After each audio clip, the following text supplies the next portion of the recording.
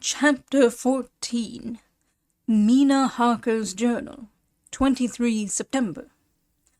Jonathan is better after a bad night. I am so glad that he has plenty of work to do, for that keeps his mind off the terrible things.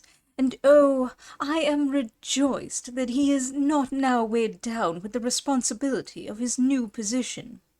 I knew he would be true to himself, and now how proud I am to see my Jonathan rising to the height of his advancement, and keeping pace in all ways with the duties that come upon him. He will be away all day till late, for he said he could not lunch at home. My household work is done, so I shall take his foreign journal and lock myself up in my room and read it. 24 September. I hadn't the heart to write last night. That terrible record of Jonathan's upset me so. Poor dear! He must have suffered, whether it be true or only imagination. I wonder if there is any truth in it at all. Did he get his brain fever and then write all those terrible things? Or had he some cause for it all? I suppose I shall never know, for I dare not open the subject to him, and yet that man we saw yesterday, he seemed quite certain of him. Poor fellow! I suppose it was the funeral upset him and sent his mind back on some train of thought. He believes it all himself. I remember how on our wedding day he said, "Unless some solemn duty come upon me to go back to the bitter hours, asleep or awake, mad or sane, there seems to be through it all some thread of continuity. That fearful Count was coming to London, if it should be, and he came to London, with his teeming millions. There may be a solemn duty, and if it come, we must not shrink from it.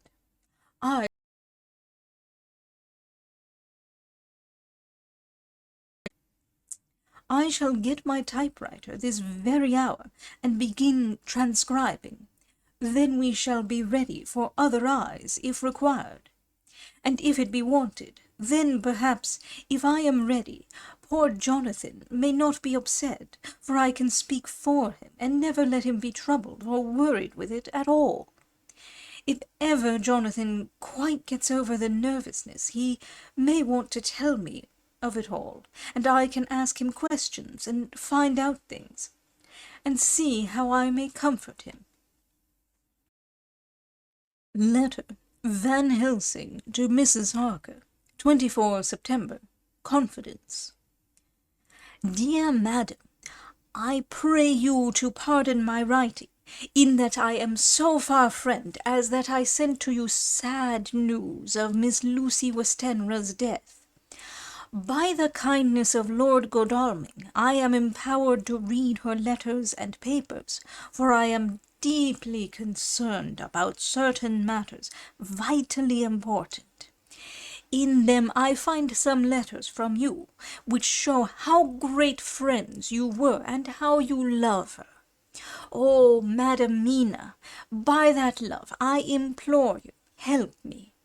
It is for others' good that I ask, to redress great wrong, and to lift much and terrible troubles, that may be more great than you can know. May it be that I see you. You can trust me. I am friend of Dr. John Seward and of Lord Godalming, that was Arthur of Miss Lucy. I must keep it private for the present from all. I should come to Exeter to see you at once, if you tell me I am privileged to come, and where and when. I implore your pardon, madam. I have read your letters to poor Lucy, and know how good you are, and how your husband suffer. So I pray you, if it may be, enlighten him not, lest it may harm. Again your pardon, and forgive me. Van Helsing. Telegram. Mrs. Harker to Van Helsing. 25 September. Come today by 10:15 train if you can catch it. Can see you any time you call. Wilhelmina Harker. Mina Harker's Journal. 25 September. I cannot help feeling terribly excited as the time draws near for the visit of Dr. Van Helsing, for somehow I expect that it will throw some light upon Jonathan's sad experience. And as he attended poor dear Lucy in her last illness, he can tell me all about her. That is the reason of his coming. It is concerning Lucy and her sleepwalking, and not about Jonathan. Then I shall never know the real truth now. How silly I am! That awful journal gets hold of my imagination and tinges everything with something of its own colour. Of course it is about Lucy. That habit came back to the poor dear, and that awful night on the cliff must have made her ill. I had almost forgotten in my own affairs how ill she was afterwards.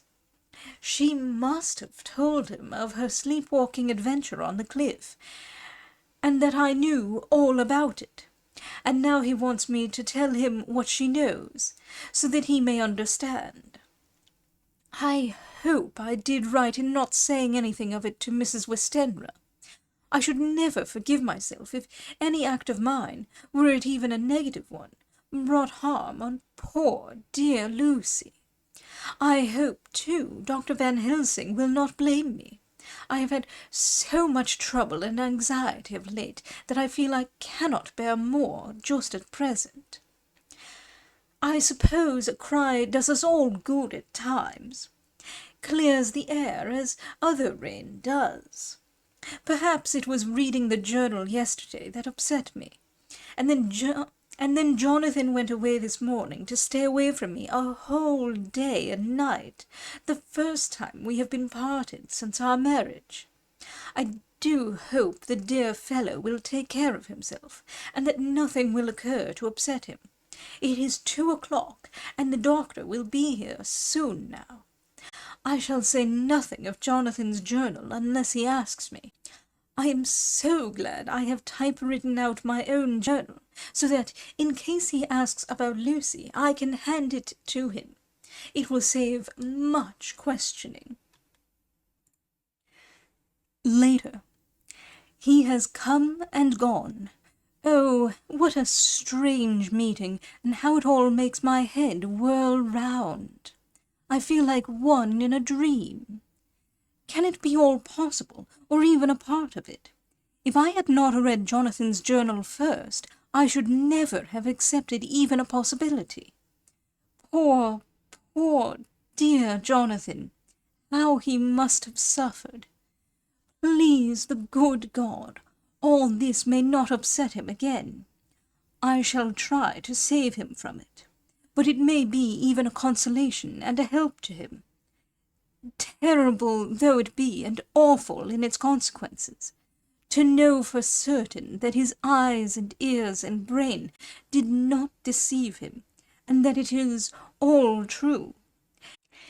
It may be that it is the doubt which haunts him, that when the doubt is removed, no matter which, waking or dreaming, may prove the truth, he will be more satisfied and better able to bear the shock.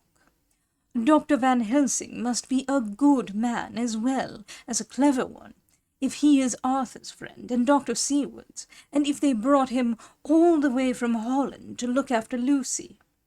I feel from having seen him that he is good and kind and of a noble nature.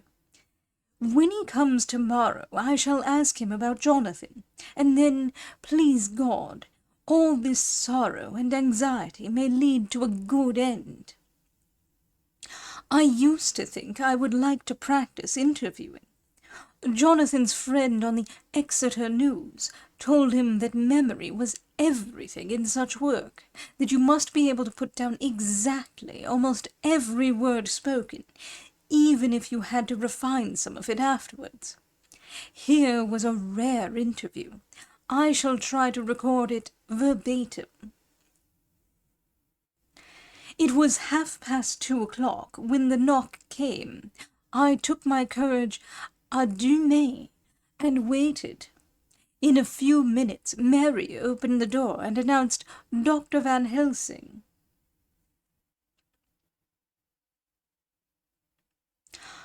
I rose and bowed, and he came towards me, a man of medium weight, strongly built, with his shoulders set back over a broad, deep chest and a neck well balanced on the trunk as the head is on the neck. The poise of the head strikes one at once as indicative of thought and power. The head is noble, well-sized, broad, and large behind the ears. The face, clean-shaven, shows a hard, square chin, a large, resolute, mobile mouth, a good-sized nose, rather straight, but with quick, sensitive nostrils that seem to broaden as the big, bushy brows come down and the mouth tightens. The forehead is broad and fine, rising at first almost straight and then sloping back above 2 bumps or ridges wide apart. Such a forehead that the reddish hair cannot possibly tumble over it, but falls naturally back and to the sides. Big, dark blue eyes are set widely apart, and are quick and tender or stern with the man's moods. He said to me, "Mrs. Harker, is it not?" I bowed assent. "That was Miss Mina Murray." Again I assented. "It is Mina Murray that I came to see, that was friend of that poor dear child Lucy Westenra. Madam Mina, it is on account of the dead I come." "Sir," I said, "you could have no better claim on me than that you were a friend and helper of Lucy Westenra." And I held out my hand. He took it and said tenderly, "Oh, Madam Mina, I knew that the friend of that poor Lily girl must be good, but I had yet to learn—" He finished his speech with a courtly bow. I asked him what it was that he wanted to see me about, so he at once began.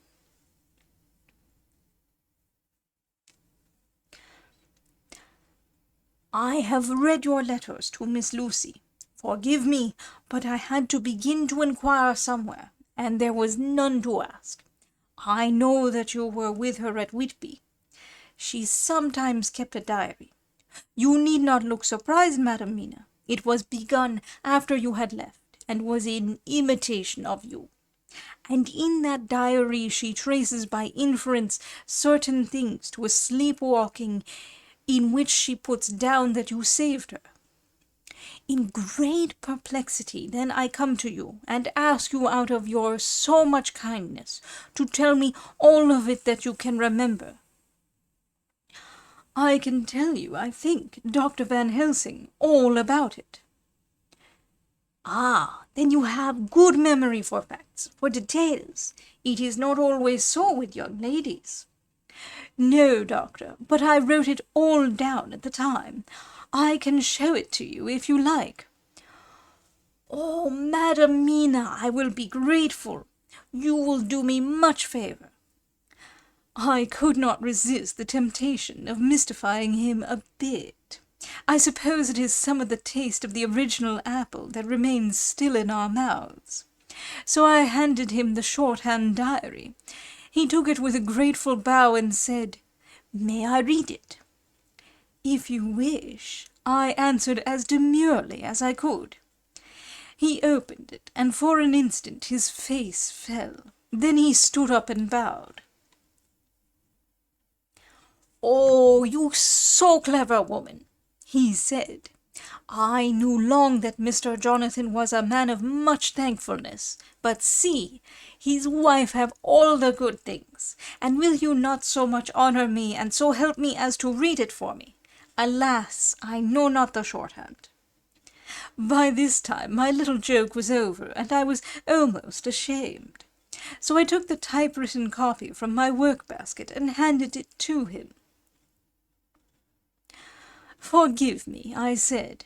I could not help it, but I had been thinking that it was of dear Lucy that you wished to ask, and so that you might not have time to wait, not on my account, but because I know your time must be precious, I have written it out on the typewriter for you." He took it, and his eyes glistened. "You are so good," he said. "And may I read it now? I may want to ask you some things when I have read." "By all means," I said. "Read it over whilst I order lunch, and then you can ask me questions whilst we eat." He bowed and settled himself in a chair with his back to the light, and became absorbed in the papers, whilst I went to see after lunch, chiefly in order that he might not be disturbed. When I came back, I found him walking hurriedly up and down the room, his face all ablaze with excitement. He rushed up to me and took me by both hands.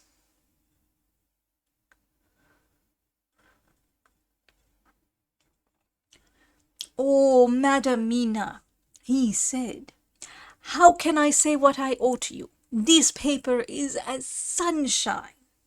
It opens the gate to me. I am dazed, I am dazzled with so much light, and yet clouds roll in behind the light every time, but that you cannot comprehend.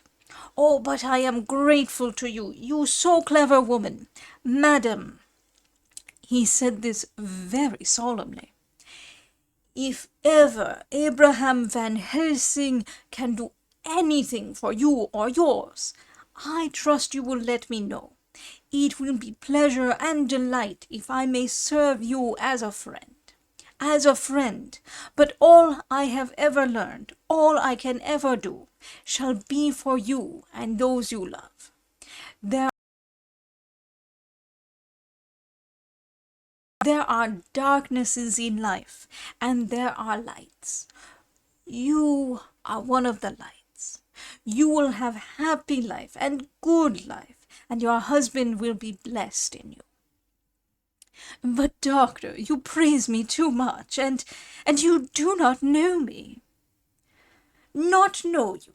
I, who am old, and who have studied all my life men and women. I, who have made my specialty the brain and all that belongs to him and all that follow from him. And I have read your diary that you have so goodly written for me, and which breathes out truth in every line. I, who have read your so sweet letter to poor Lucy, of your marriage and your trust, not know you. Oh, Madam Mina, good women tell all their lives, and by day and by hour and by minute, such things that angels can read. And we men who wish to know have in us something of angels' eyes. Your husband is noble nature, and you are noble too, for you trust, and trust cannot be where there is mean nature. And your husband, tell me of him. Is he quite well? Is all that fever gone? And is he strong and hearty?" I saw here an opening to ask him about Jonathan, so I said, "He was almost recovered, but he has been greatly upset by Mr. Hawkins's death." He interrupted. "Oh, yes, I know. I have read your last 2 letters." I went on. "I suppose this upset him, for when we were in town on Thursday last, he had a sort of shock." "A shock? And after brain fever so soon? That was not good. What kind of a shock was it?" "He thought he saw someone who recalled something terrible, something which led to his brain fever.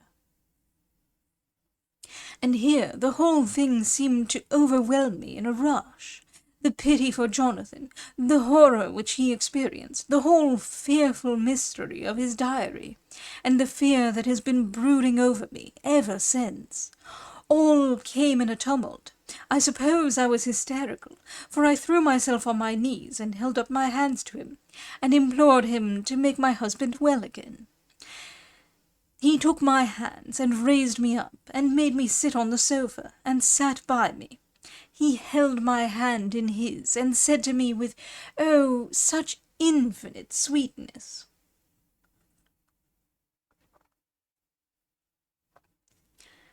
my life is a barren and lonely one, and so full of work that I have not had much time for friendships. But since I have been summoned to here by my friend John Seward, I have known so many good people and seen such nobility that I feel more than ever, and it has grown with my advancing years, the loneliness of my life. Believe me, then, that I come here full of respect for you, and you have given me hope. Hope not in what I am seeking of, but there are good women still left to make life happy. Good women, whose lives and whose truths may make good lesson for the children that are to be. I am glad that I may here be of some use to you. For if your husband suffer, he suffer within the range of my study and experience. I promise you that I will gladly do all for him that I can, all to make his life strong and manly, and your life a happy one. Now you must eat. You are overwrought and perhaps over-anxious. Husband Jonathan would not like to see you so pale, and what he like not where he love is not to his good. Therefore, for his sake, you must eat and smile. You have told me all about Lucy, and so now we shall not speak of it, lest it distress. I shall stay in Exeter tonight, for I want to think much over what you have told me, and when I have thought I will ask you questions, if I may. And then, too, you will tell me of husband Jonathan's trouble, so far as you can, but not yet. You must eat now. Afterwards you shall tell me all. After lunch, when we went back to the drawing-room, he said to me, and now, tell me all about him. When it came to speaking to this great, learned man, I began to fear that he would think me a weak fool, and Jonathan a madman. That journal is all so strange, and I hesitated to go on. But he was so sweet and kind, and he had promised to help, and I trusted him. So I said, Dr. Van Helsing, what I have to tell you is so queer that you must not laugh at me or at my husband. I have been since yesterday in a sort of fever of doubt.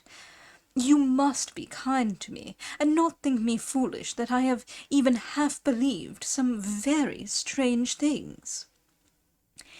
He reassured me by his manner as well as his words when he said, Oh, my dear, if you only know how strange is the matter regarding which I am here, it is you who would laugh. I have learned not to think little of anyone's belief, no matter how strange it be.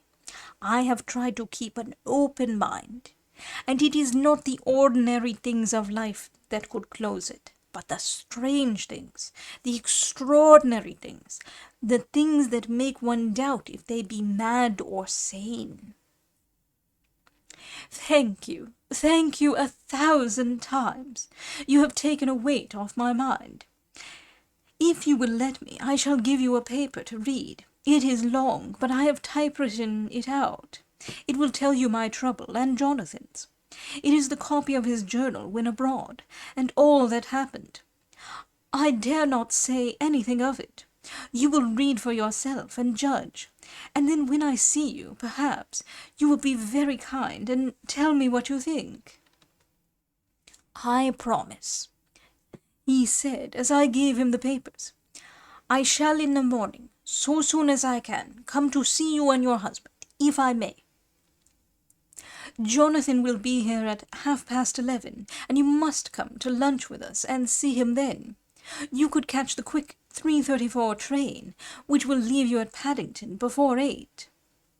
He was surprised at my knowledge of the trains offhand, but he does not know that I have made up all the trains to and from Exeter, so that I may help Jonathan in case he is in a hurry. So he took the papers with him and went away, and I sit here thinking I don't know what. Letter by hand, Van Helsing to Mrs. Harker, 25 September, 6 o'clock. Dear Madam Mina, I have read your husband's so wonderful diary. You may sleep without doubt. Strange and terrible as it is true. I will pledge my life on it. It may be worse for others, but for him and you there is no dread. He is a noble fellow, and let me tell you from experience of men, that one who would do as he did in going down that wall into that room, aye, and going a second time, is not one to be injured in permanence by a shock. His brain and his heart are all right, this I swear, before I have even seen him. So be at rest. I shall have much to ask him of other things.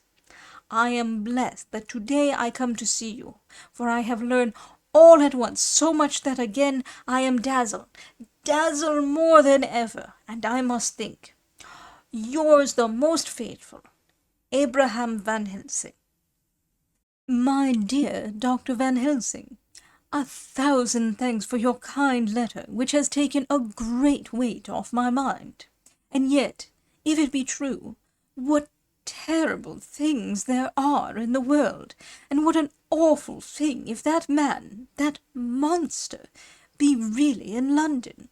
I fear to think.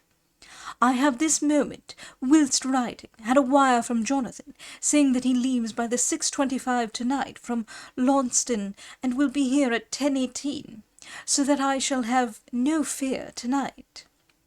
Will you, therefore, instead of lunching with us, please come to breakfast at 8 o'clock, if this be not too early for you. You can get away, if you are in a hurry, by the 10:30 train, which will bring you to Paddington by 2:35. Do not answer this, as I shall take it that, if I do not hear, you will come to breakfast. Believe me, your faithful and grateful friend, Mina Harker. Jonathan Harker's Journal, 26 September. I thought never to write in this diary again, but the time has come. When I got home last night, Mina had supper ready, and when we had supped, she told me of Van Helsing's visit, and of her having given him the 2 diaries copied out, and of how anxious she has been about me. She showed me in the doctor's letter that all I wrote down was true. It seems to have made a new man of me. It was the doubt as to the reality of the whole thing that knocked me over. I felt impotent and in the dark and distrustful, but now that I know, I am not afraid even of the Count. He has succeeded after all, then, in his design in getting to London, and it was he I saw. He has got younger, and how? Van Helsing is the man to unmask him and hunt him out, if he is anything like what Mina says. We sat late and talked it all over. Mina is dressing, and I shall call at the hotel in a few minutes and bring him over. He was, I think, surprised to see me. When I came into the room where he was, and introduced myself, he took me by the shoulder, and turned my face round to the light, and said, after a sharp scrutiny, "But Madam Mina told me you were ill, that you had had a shock." It was so funny to hear my wife called Madam Mina by this kindly, strong-faced old man. I smiled, and said, "I was ill. I have had a shock, but you have cured me already." "And how?" "By your letter to Mina last night. I was in doubt, and then everything took a hue of unreality, and I did not know what to trust, even the evidence of my own senses. Not knowing what to trust, I did not know what to do, and so had only to keep on working in what had hitherto been the groove of my life. The groove ceased to avail me, and I mistrusted myself. Doctor, you don't know what it is to doubt everything, even yourself. No, you don't. You couldn't with eyebrows like yours. He seemed pleased, and laughed as he said, "So, you are physiognomist. I learn more here and with each hour. I am with so much pleasure coming to you to breakfast, and oh, sir, you will pardon praise from an old man, but you are blessed in your wife." I would listen to him go on praising Mina for a day, so I simply nodded and stood silent. "She is one of God's women, fashioned by his own hand to show us men and other women that there is a heaven where we can enter, and that its light can be here on earth.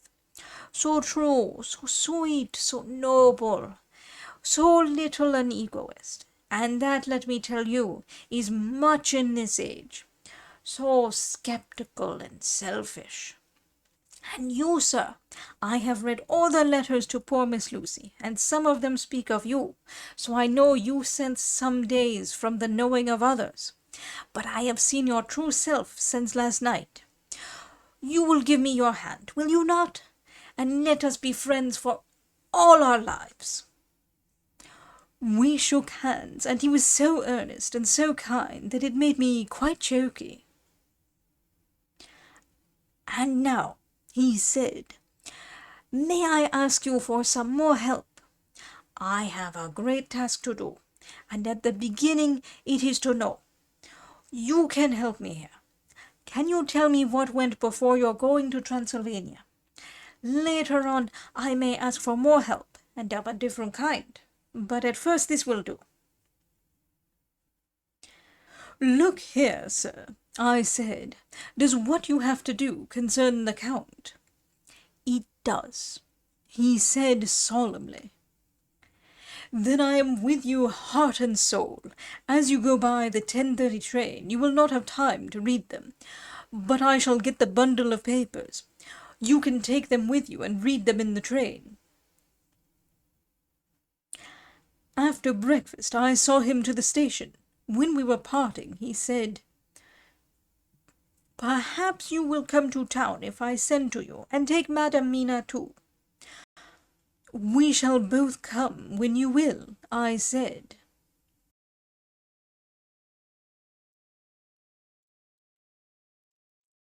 I had got him the morning papers and the London papers of the previous night, and while we were talking at the carriage window, waiting for the train to start, he was turning them over.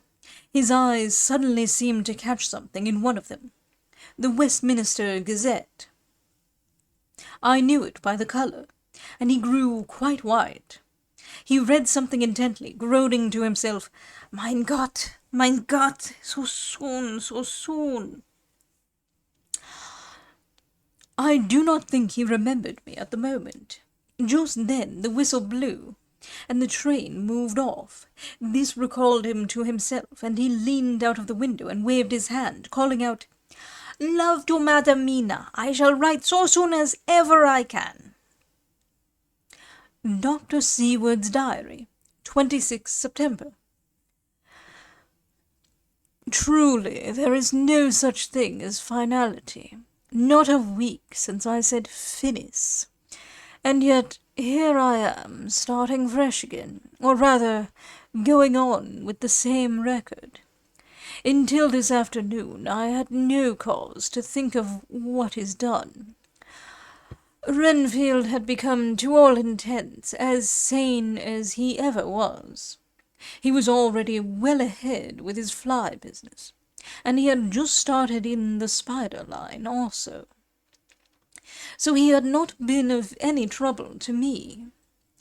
I had a letter from Arthur, written on Sunday, and from it I gather that he is bearing up wonderfully well.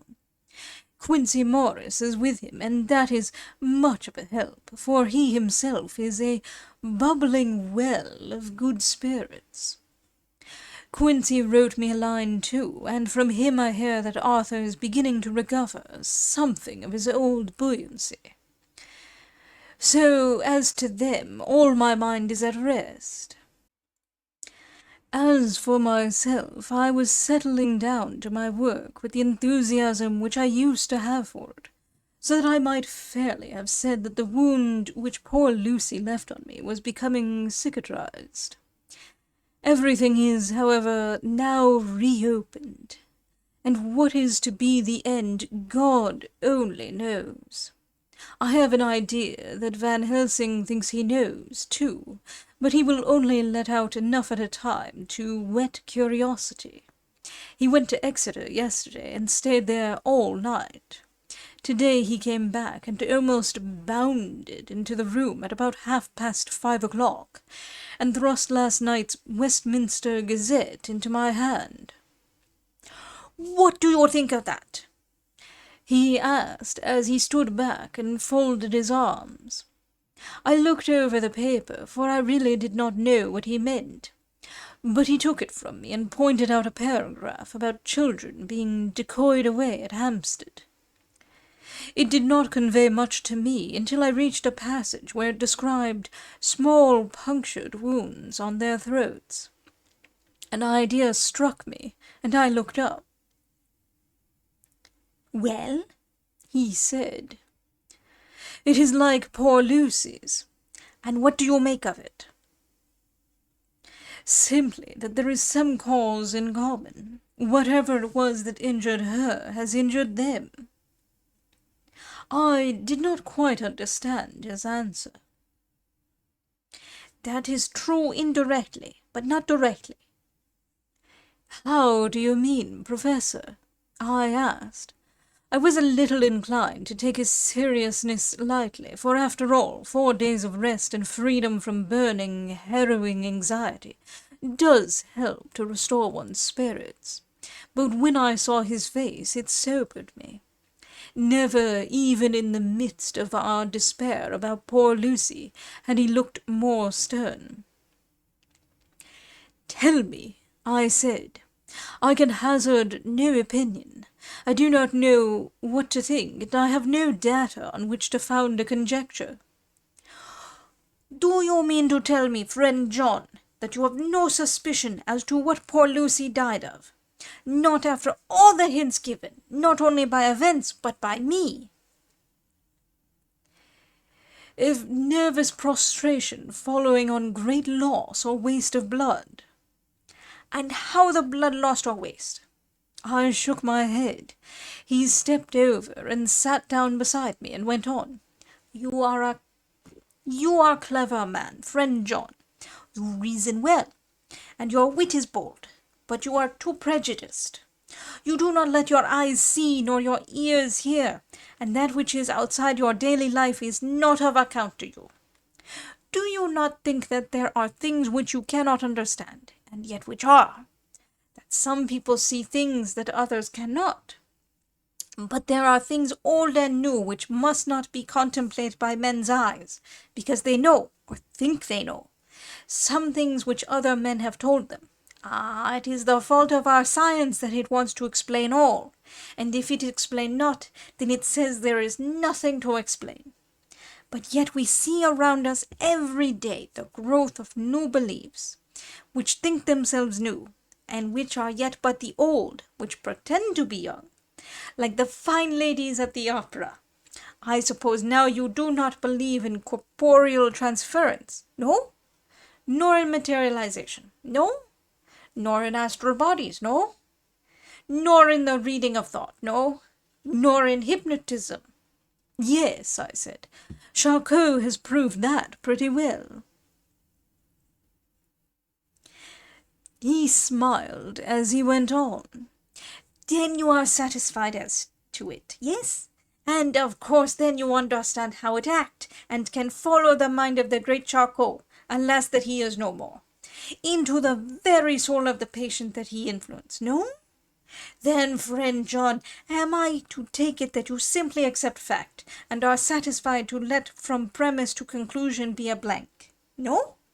Then tell me, for I am student of the brain, how you accept the hypnotism and reject the thought-reading, Let me tell you, my friend, that there are things done today in electrical science which would have been deemed unholy by the very men who discovered electricity, who would themselves not so long before have been burned as wizards. There are always mysteries in life. Why was it that Methuselah lived 900 years and old Pa 169, and yet that poor Lucy, with 4 men's blood in her poor veins, could not live even one day? For had she lived one more day, we could have saved her. Do you know all the mystery of life and death? Do you know the altogether of comparative anatomy, and can say wherefore the qualities of brutes are in some men and not in others?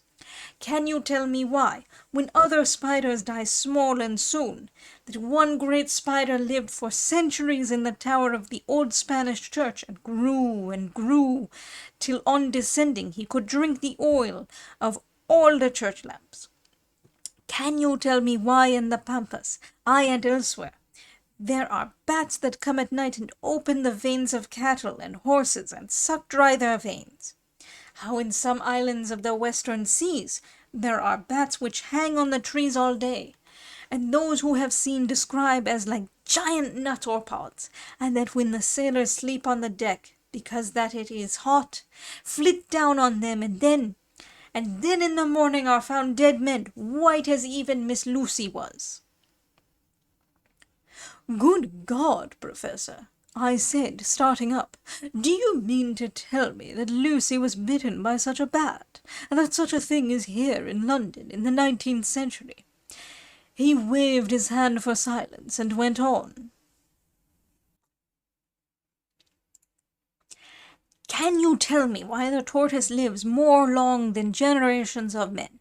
Why the elephant goes on and on till he have seen dynasties? And why the parrot never die only of bite of cat or dog or other complaint? Can you tell me why men believe in all ages and places that there are some few who live on always if they were permit? That there are men and women who cannot die? We all know, because science has vouched for the fact, that there have been toads shut up in rocks for thousands of years, shut in one so small hole that only hold him since the youth of the world. Can you tell me how the Indian fakir can make himself to die and have been buried, and his grave sealed, and corn sowed on it, and the corn reaped, and be cut and sown, and reaped and cut again, and then men come and take away the unbroken seal, and that there lie the Indian fakir, not dead, but that rise up and walk amongst them as before? Here I interrupted him. I was getting bewildered. He's so crowded on my mind, his list of nature's eccentricities and possible impossibilities, that my imagination was getting fired. I had a dim idea that he was teaching me some lesson, as long ago he used to do in his study at Amsterdam. But he used then to tell me the thing, so that I could have the object of thought in mind all the time. But now I was without this help, yet I wanted to follow him, so I said, Professor, let me be your pet student again. Tell me the thesis, so that I may apply your knowledge as you go on. At present I am going in my mind from point to point as a madman, and not a sane one follows an idea. I feel like a novice lumbering through a bog in a mist, jumping from one tussock to another in the mere blind effort to move on without knowing where I am going. That is a good image, he said. Well, I shall tell you. My thesis is this. I want you to believe. To believe what?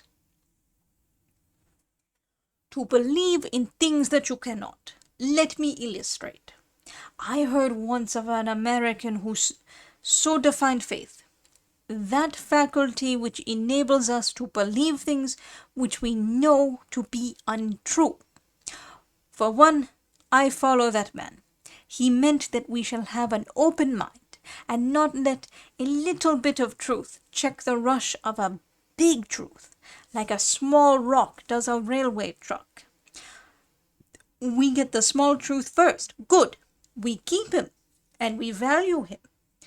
But all the same, we must not let him think himself all the truth in the universe. Then you want me not to let some previous conviction injure the receptivity of my mind with regard to some strange matter. Do I read your lesson aright? Ah, you are my favorite pupil still. It is worth to teach you. Now that you are willing to understand, you have taken the first step to understand. You think, then, that those so small holes in the children's throats were made by the same that made the hole in Miss Lucy? I suppose so.